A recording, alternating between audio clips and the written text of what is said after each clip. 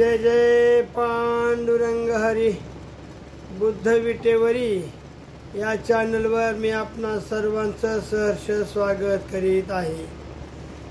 त्याचप्रमाणे आपण मला अर्थसहाय्य देखील करीत आहात, तर त्याच्याबद्दल देखील मी आपला शतशः आभारी आहे। बंधूंनो, 4 दिवस झाले आपण मनुस्मृतीच्या संदर्भामध्ये बोलत आहोत। आज माझं भाषण थोडंसं धाप लागते म्हणून की जे एक ओघवत होणार नाही। मला आशा आहे की मला तुम्ही समजून घ्याल। एकतर आजारपण, म्हातारपण, उत्साह राहिलेला नाही शब्दांमध्ये, जोम राहिलेला नाही शब्दांमध्ये, आणि म्हणून मला एक वाईट वाटतं की पहिल्यासारखी माझी वाणी जबरदस्त काय येत नाही। असो, परंतु तुम्ही मायबाप संत सज्जन मंडळी समजून घ्याल की माझे शब्द जरी वेडे वाकडे इकडे तिकडे पसरत असतील तरी तुम्ही समजून घ्याल एवढी अपेक्षा करतो आणि माफी मागतो आणि आजच्या व्हिडिओला मी सुरुवात करतो। 4 दिवस झाले आपण मनुस्मृतीच्या संदर्भात बोलत आहोत, परंतु ह्या मनुस्मृतीवर खूप बोलावंसं वाटतंय, खूप। पण काय करावं, आज प्रकृती मला स्वास्थ्य देत नाही। असो, अन्नस्माद लब्ध पदो नीचाः प्रावेन दुष्यत् भवति। अन्नस्माद लब्ध पदो नीचाः प्रावेन दुष्यत् भवति। रवि रपि न दहति तादृकम यादृकम वालुकाय निकरः।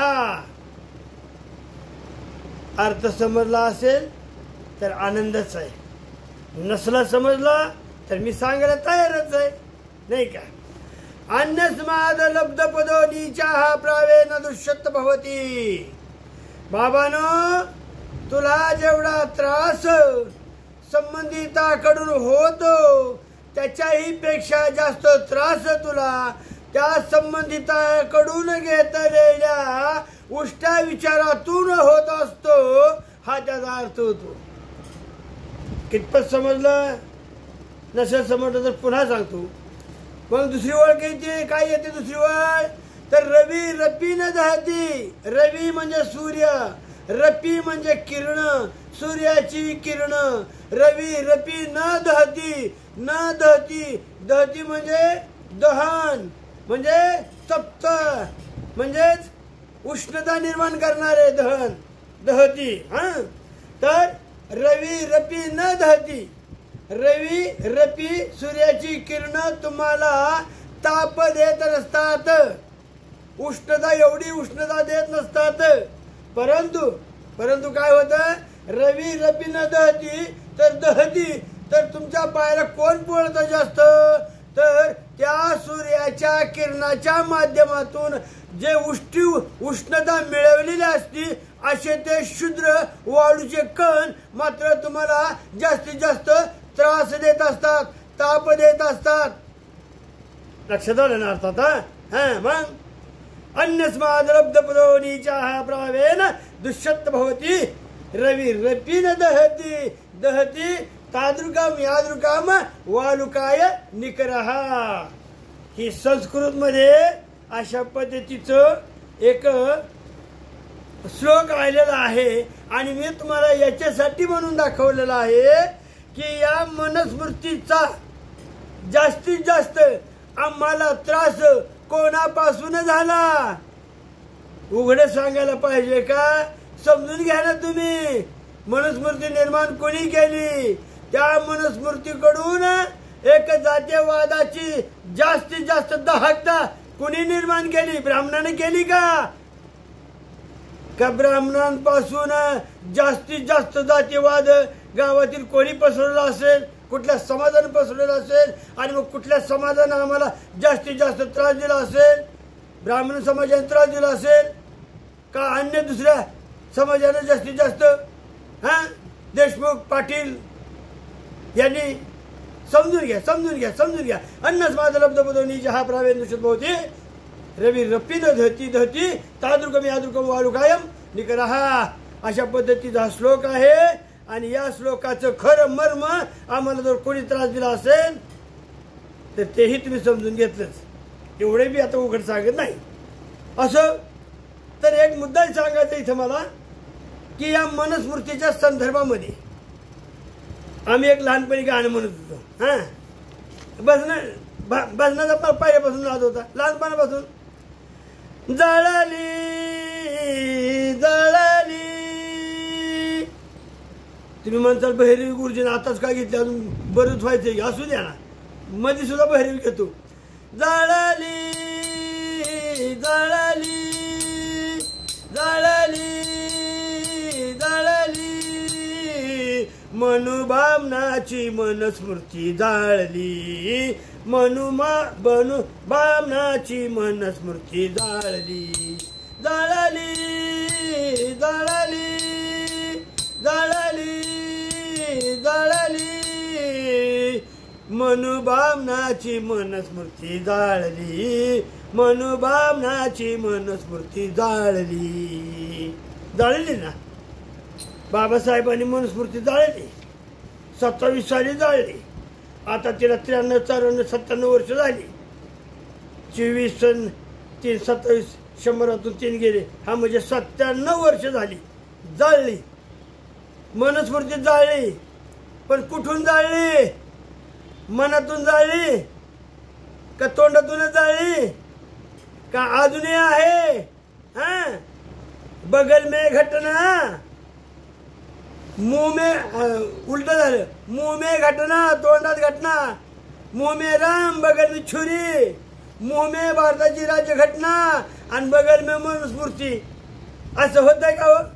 होतं कसं? अहो हाच की आता सध्या तेच चालू आहे ना. तेच चालू आहे सध्या तोंडामध्ये.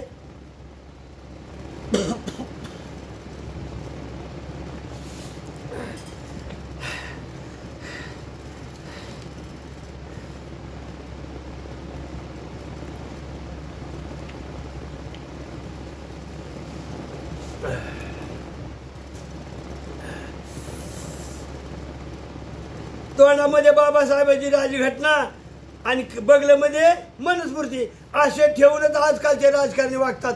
आणि म्हणूनच काल परवा एका मोठ्या आमदार साहेबानं ज्या पोस्टर होतं बाबासाहेबांचं चित्र ते चित्रच फाडून टाकलं.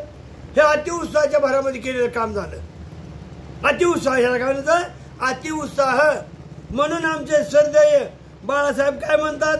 अरे बाबा शरीरातून मनस्मृती तुझ्या गेली असली तरी मनातून मनस्मृती तुझी गेलेली नाही. कारण ती आजही आम्हाला ठावोठावी दिसते. कुठं? ठाई ठाई दिसते. तुमच्या बोलण्यात तुमच्या चालण्यात तुमच्या वागण्यात देखील ठाई ठाई दिसते. एक 2 मिनिटामध्ये एक छोटीशी गोष्ट सांगतो पटकन सांगतो 2 मिनिटामध्ये. कारण आपल्याला 10 मिनिटाच्या पुढे जायचं नाही. कारण माझ्या अनेक मंडळी सांगितलं की गुरुजी 10 मिनिटाच्या पुढे व्हिडिओ बनवू नका. कारण तुमचे व्हिडिओ मोठे जर असतील तर तुम्ही कुणी पाहत नाही. छोटे छोटे व्हिडिओ असतील तर लोक पाहतात आणि तुमचे व्ह्यूज वाढतील. म्हणलं ठीक आहे आता मी इथनं 10-12 मिनिटाचाच बनवीन. असो तर ती गोष्ट अशी पटपट 2 शब्द होतो. एक राजा असतो. राजाचे अनेक अंगरक्षक असतात. पैकी एक लय प्रेम करतो राजावर. एके दिवशी दुपारी जेवण झालं. राजा झोपलेला असतो. झोपीमध्ये राजाच्या नाकावर माशी बसते. ते अति विश्वासू जो प्रेम करणारा असतो शिपाई तलवार उपसतो. राजाच्या नाकावर बसलेल्या माशीवर नियम धरतो. पुढे काय झालं तुम्ही समजून घ्या की काय एवढं पुढे सांगू. असलं प्रेम आम्हाला नको आहे. हे तकलादू प्रेम आहे. प्रेमाचे अनेक प्रकार आहेत. आईचं प्रेम आहे, दाईचं प्रेम आहे. आईचं प्रेम वेगळं असतं, दाईचं प्रेम वेगळं असतं. माझ्या बाबावर प्रेम करतो कोण? जो आंबेडकरी समाज आहे, जो बौद्ध समाज आहे, जो पूर्वीचा पुरातन काळचा महार समाज आहे. याचं प्रेम हे आईचं प्रेम आहे. आणि बाकीच्यांचं प्रेम हे दाईचं प्रेम आहे. दाईचं प्रेम हे फक्त मूल्यामध्ये मोजलं जातं. जास्तीत जास्त पोस्टर फाडले, जास्तीत जास्त आवेशाने बोलला एखादा वक्ता, आता तो कोण्या जाती समाजाचा असू द्या, परंतु त्याच्या पाठीमागे जर कुठली भूमिका असेल. आता अशा माणसाची भूमिका काय असते? अशा माणसाची भूमिका असते मताची. मतं मिळणार. मतं मिळणार याच्यामुळे तो उत्साहाच्या भरामध्ये काही करतो नव्हे, बाबासाहेबांचा फोटोच फाडतो फोटो. हे दाईचं प्रेम आहे. हे दाईचं प्रेम आम्हाला नको आहे बाबा. हे दाईचं प्रेम आम्हाला नको आहे. मग आम्हाला सांगायचं मुद्दा कुठला असेल, तात्पुरतं कुठला असेल, तर आता जी तुम्हाला मी एक म्हण सांगितली होती, श्लोक सांगितलं होतं. श्लोक कुठला? अन्यस्माद लब्ध पदोनीच्या प्रावेन दुष्यत भवती रविरपीन दहती तालुकाय वालुकाय निकरहा. तद्वतच यालाच अनुसरून आपण या गोष्टीचा विचार करूया की आम्ही बाबांवर कुठल्या प्रकारचं प्रेम करावं. अर्थात माझा समाज माझ्या बाबावर प्रेम करतो, आईचं प्रेम करतो, दाईचं करत नाही. आणि या ठिकाणी मी वेळ झालेली आहे, थांबवतो. जय भीम जय भीम जय भीम.